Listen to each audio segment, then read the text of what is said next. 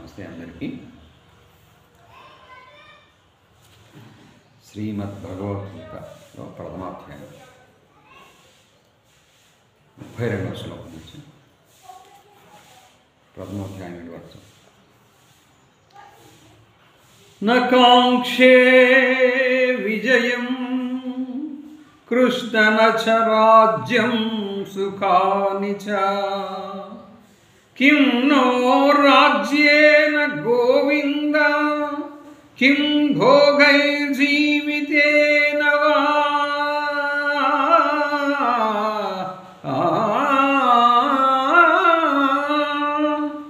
ఓ కృష్ణ, నాకు విజయము గాని రాజ్యము గాని సుఖములు గాని అక్కరయే లేదు. గోవింద, ఈ రాజ్యము వలన గాని ఈ భోగముల వలన గాని ఈ జీవితము వలన గాని ప్రయోజనమేమి? ఏషామర్థే కాంక్షితం నో రాజ్యం భోగా సుఖాని చ తైమేవ స్థితా యుద్ధే ప్రాణాంశ్చక్త్యాన్ ధనాని చ. మనం ఎవరికై ఈ రాజ్యమును భోగములను సుఖములను కోరుకొనుచున్నామో వారే ధన ప్రాణములైన ఆశలు వదులుకొని యుద్ధములకు వచ్చి ఉన్నారు. ఆచార్యాః పితరః పుత్రాః తథైవ చ పితామహాః మాతులాః శ్వశురాః పౌత్రాః శ్యాలాః సంబంధినస్తథా.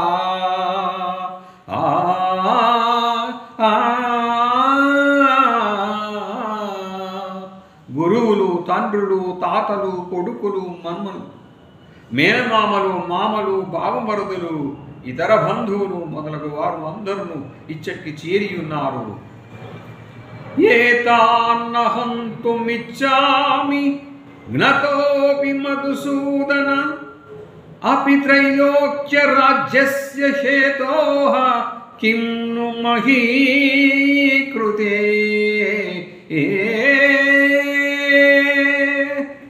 ఓ మధుసూదన, ముల్లోకాధిపత్యము కొరకైనను నేను ఎవ్వరినీ చంపను. ఇక ఈ భూమండల విషయమై చెప్పనేలా. అట్లే వీరిలో ఎవ్వరైనను నన్ను చంపబూనినను నేను మాత్రము వీరిని చంపను.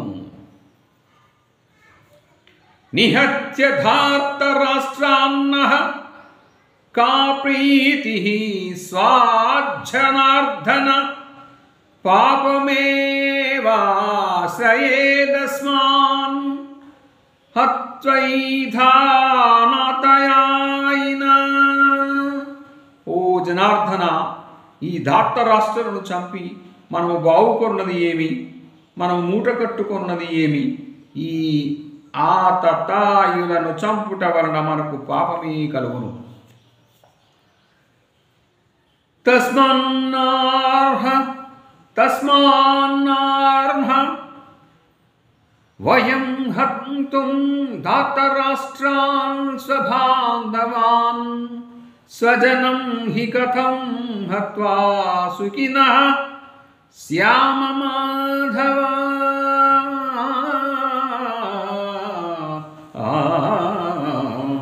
కనుక ఓ మాధవ, మన బంధువులైన ఈ ధార్తరాష్ట్రులను చంపుట మనకు తగదు. స్వజనులను చంపినా మనకు సుఖము ఎట్లు అబ్బును? యుజ్యప్యేతేన పశ్యంతి లోభోపహత చేతసః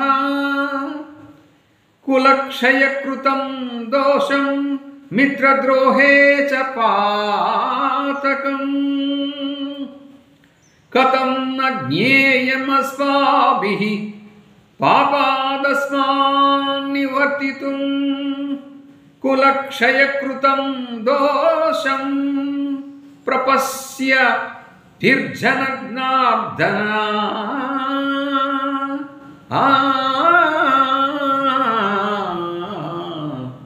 లోభ కారణముగా భ్రష్టచిత్తులైన వీరు కులక్షయము వలన కలుగు దోషములను మిత్రద్రోహము వలన సంభవించు పాపములను చూడకుండాచో ఓ జనార్దన, కులనాశనం వలన కలుగు నష్టములను ఎదింగిన మనము ఈ పాపములకు దూరముగా ఉండటకు ఏల ఆలోచింపరాదు. కులక్షయే ప్రణశ్యంతి కులధర్మాః సనాతనాః ధర్మే నష్టే కులం కృత్స్నం అధర్మో బిభవత్యుత.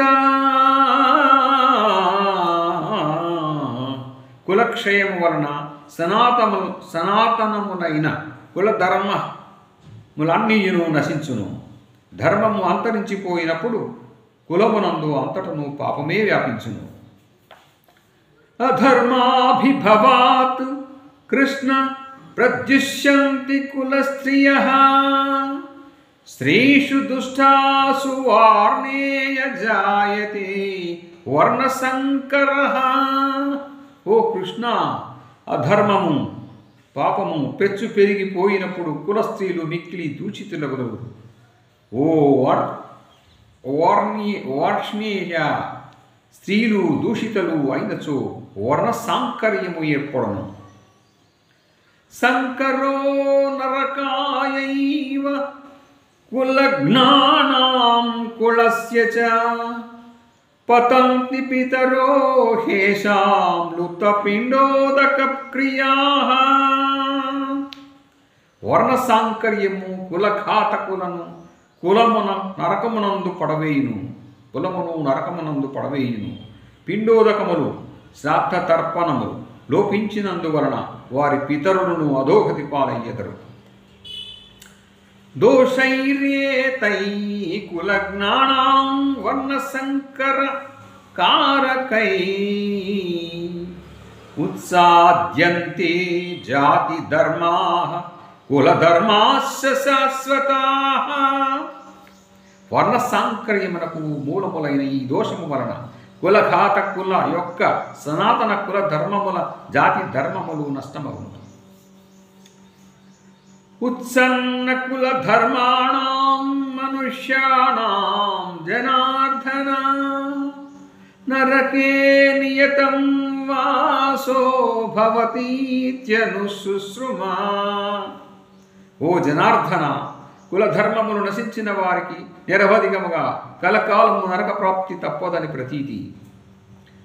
అహో బత మహస్సాపం కర్తుం వ్యవసితా వయం యద్రాజ్య సుఖలోభేన హంతుం సజనముద్యతాః.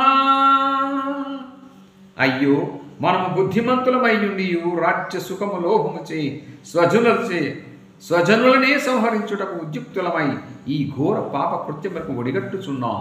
ఇది ఎంత దారుణం! యది మామ ప్రతీకారం అశస్త్రం శస్త్రపానయః దాతరాష్ట్రారణే హన్యుః తన్మే క్షేమతరం భవేత్. శస్త్రరహితుడనై ఎదిరింపని నన్ను శస్త్రములను చేబూని దార్తరాష్ట్రుడు యుద్ధమును వధించినను అది నాకు మిక్కిలి క్షేమకరమేయగును. సంజయ ఉవాచ. ఏవముక్త్యార్జునః సంఖ్యే రతోపస్థ ఉపావిశత్ విసృజ్య సశరం చాపం శోక సంవిఘ్నమానసః. సంజయుడు పలికెను. అర్జునుడు ఈ విధముగా పలికి శోక సంవిఘ్న మానసుడై యుద్ధభూమి యందు నరుర్భానములను త్యజించి రథము వెనుక భాగమున చతికిలబడెను. ఓ సత్సదితి శ్రీమద్భగవద్గీతానూపనిషత్సు బ్రహ్మ విద్యాయాం యోగశాస్త్రే శ్రీకృష్ణార్జున సంవాదే అర్జున విషాదయోగో నామ ప్రథమోధ్యాయం సమాప్తి అయ్యింది. నెక్స్ట్ రెండవ అధ్యాయంలోకి